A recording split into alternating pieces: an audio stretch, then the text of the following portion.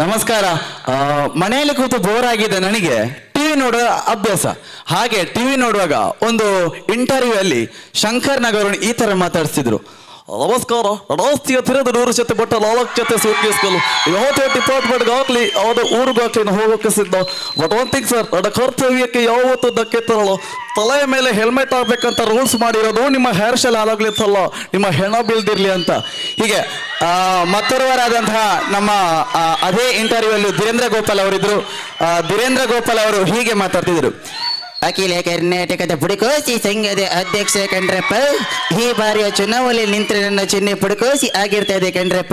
ಕಮ್ಮೆ ಕಮ್ಮೆ ಕಮಲಾಕ್ಷಿ, ಮೀನ ಮೀನ ಮೀನಾಕ್ಷಿ, ಐತೆ ಲಕಡಿ ಬಾರಿ ಅಂತ. ಹೀಗೆ ನೆಕ್ಸ್ಟ್ ಬರ್ಬೇಕಾದ್ರೆ ಕಾಂತಾರ ಫಿಲ್ಮ್ ನೋಡೋದು ಅಭ್ಯಾಸ ನನಗೆ. ಹಾಗೆ ಅದರಲ್ಲಿ ನಮ್ಮ ದುನಿಯಾ ಕಿಶೋರ್ ಅವರು ಈ ತರ ಮಾತಾಡ್ತಿದ್ರು. ಯಾಕೆ ಬೇಕಿಲ್ಲ ನಿಮಗೆ? ನಿಮ್ಮ ಶೋ ಕೆಡಬಾರ್ದೆ, ಕಾಡಲ್ಲಿರೋ ಪ್ರಾಣಿ ಪಕ್ಷ ಅಂತ ಕಾಣ್ತಿಲ್ವಾ? ಹೀಗೆ ಮುಂದುವರ್ತಾರೆ, ನಿಮ್ಮ ಶೋ ಕೆಡಬರೆಲ್ಲ ಬಂದ್ ಮಾಡಿಸ್ತೀವಿ. ಹೀಗೆ ಆದ ನಂತರ ನಾನು ಮನೆಯಲ್ಲಿ ಕೂತಿದ್ದಾಗ ಒಂದು ಮನೆಯಲ್ಲಿ ರೇಡಿಯೋ ಉಂಟು, ಅದರಲ್ಲಿ ಆಕಾಶವಾಣಿ ಒಂದು ಈ ತರ ಕೇಳಿ ಬರ್ತಿತ್ತು.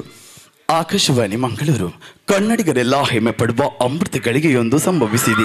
ವರಕವಿ ಬೇಂದ್ರೆಯವರ 4 ತಂತಿಕವನ ಸಂಕಲನಕ್ಕೆ ಭಾರತದ ಅತ್ಯುನ್ನತ ಸಾಹಿತ್ಯ ಪ್ರಶಸ್ತಿಯಾದ ಜ್ಞಾನಪೀಠ ಪ್ರಶಸ್ತಿಯನ್ನು 8/10/1974 ಅಂದರೆ ಇಂದು ಸರ್ಕಾರ ಘೋಷಿಸಿದೆ. ಮಾನ್ಯ ಬೇಂದ್ರೆಯವರಿಗೆ ಸಾಹಿತ್ಯ ಪ್ರೇಮಿಗಳು ನಾಗರಿಕರಿಂದ ಅಭಿನಂದನೆಗಳ ಮಪುರವೇ ಹರಿದು ಬರುತ್ತಿದೆ. ಹೀಗೆ ಆದ ನಂತರ ನಾನು ನಮ್ಮ ರಾಜಕೀಯದ ಕಡೆ ಹೋಗೋದಾದ್ರೆ ನಮ್ಮ ನಳಿನ್ ಕುಮಾರ್ ಕಟೀಲ್ ಆದಂತಹ ನಮ್ಮ ಮಾಜಿ ರಾಜ್ಯಾಧ್ಯಕ್ಷರವರು ಈ ತರ ಮಾತಾಡ್ತಿದ್ರು. ಯಾವುದೇ ಪಕ್ಷ ಬರ್ಲಿ, ಮನೆ ಮನೆಗೂ ಯಾವುದೇ ಪ್ರಕೃತಿ ವಿಕೋಪ ಬರ್ಲಿ, ಎಲ್ಲ ಮನೆಗೂ ಯಾವುದೇ ತೊಂದರೆಗಳಾದಂತಹ ಪರಿಹಾರವನ್ನು ನಾನು ಸೂಚಿಸ್ತೇನೆ. ನನ್ನ ಪಕ್ಷಗಳು ಯಾವತ್ತ ಪಕ್ಷಪಾತ ಮಾಡೋದಿಲ್ಲ. ಮನೆ ಮನೆಗೂ ಹೊಯ್ಗೆ ಫ್ರೀ, ಯಾರಿಗೆ ಹೆಚ್ಚು ಗೋಷ್ಠಿ ಸಿಕ್ಕಿದವರಿಗೆ ನಾನು ಸೀಟ್ ಕೊಡ್ತೀನಿ, ನಾನು ರಾಜ್ಯಾಧ್ಯಕ್ಷ. ಹೀಗೆ ಆದ ನಂತರ ನಾನು ಹೀಗೇನೆ ವಾಪಸ್ ಬರಬೇಕಾದ್ರೆ ಇನ್ನೊಂದು ಪಕ್ಕದ ಮನೆಯಲ್ಲಿ ಟಿವಿ ಏನಾಗ್ತಿತ್ತು, ಅದರಲ್ಲಿ ಒಬ್ಬ ನ್ಯೂಸ್ 18 ಕನ್ನಡದಲ್ಲಿ ಈ ತರ ಹಿನ್ನೆಲೆ ಧ್ವನಿ ಕೊಡ್ತಿದ್ರು.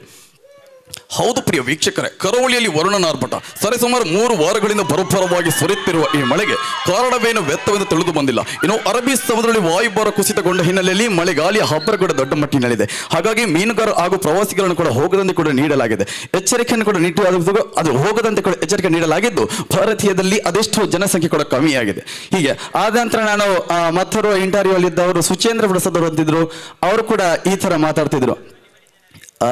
ಪ್ರಕಾಶ್ ಆಗಬೇಡಿ, ನೀವು ಕೆಲಸ ಅಷ್ಟು ಪುಸ್ತಕಗಳ ಕಪಟಗಳಿದೆ, ಹಿಡಿದು ಅಕ್ಕದ ಪಟ್ಟಿ ಮೇಲೆ ಕಾವ್ಯ ರಚನೆ, ಕತ್ಲಲ್ಲಿ ಕರಡಿಗೆ ಜಾವುಡು ತಿನ್ನಿಸೋಕೆ ಯಾವತ್ತೂ ಹೋಗ್ಬಾರ್ದು ರೀ. ಹೀಗೆ ಆದ ನಂತರ ನಾನು ಜಿ ಕನ್ನಡ ನೋಡ್ತಾ ಬಂದೆ. ಜಿ ಕನ್ನಡದಲ್ಲಿ ಹಿನ್ನೆಲೆಯಲ್ಲಿ ಚೇತನ್ ಸುವರ್ಣ ಅವರು ಈ ತರ ವಾಯ್ಸ್ ಹಿನ್ನೆಲೆ ಕೊಡ್ತಿದ್ರು. ಜಿ ಕನ್ನಡ ಬಯಸಿದ ಬಾಗಿಲು ತೆಗೆಯೋಣ, ಪುಟಕ್ಕನನ್ನು ಪಂಚಾಯತಿಂದ ಪಾರು ಮಾಡೋಕೆ ಕಂಠಿಯ ಮೆಗಾಫೈಟ್ ವಿಕ್ಕಿ ಆರ್ತಿ ಕಲ್ಯಾಣೋತ್ಸವ ಇಂದು ರಾತ್ರಿ 8ಕ್ಕೆ ಚಂದನವನದ ಚಿಲುವೆಯ ಮನರಂಜನೆಗೆ ಸಂಭ್ರಮ. ಸ್ಪಾನ್ಸರ್ಸ್ ಬೈ ಫ್ರೀಡಮ್ ರೀಫಂಡ್ ಸನ್ಫ್ರೈಲ್, special partner by ಅಮೃತವಾಣಿ.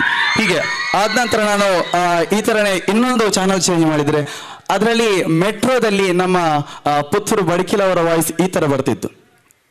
The next stop is Indira Nagar. Door will be open on the right side. Be careful.